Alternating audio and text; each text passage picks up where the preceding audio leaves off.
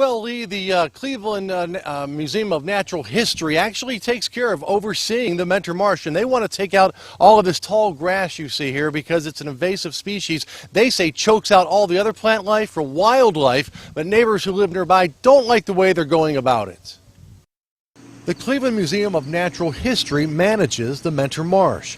This marsh is filled with Phragmites. It's a tall, invasive grass, and museum officials told me it chokes out the other plants that wildlife feed on.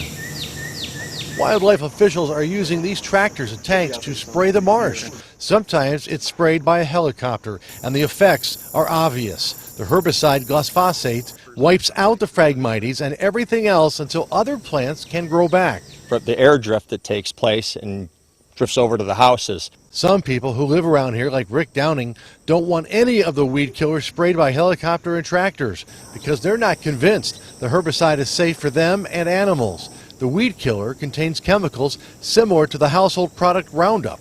The other problem is the marsh in the areas where they've done this procedure before, it's just been devastated.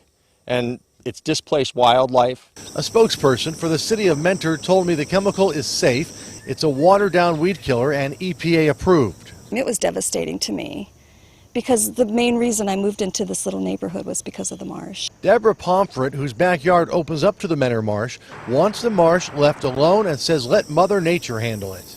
I can't imagine that a herbicide like that can be safe for any living creature in the marsh. What happens to those creatures when the whole area is sprayed with that herbicide? Plans to spray the marsh today were canceled due to rain.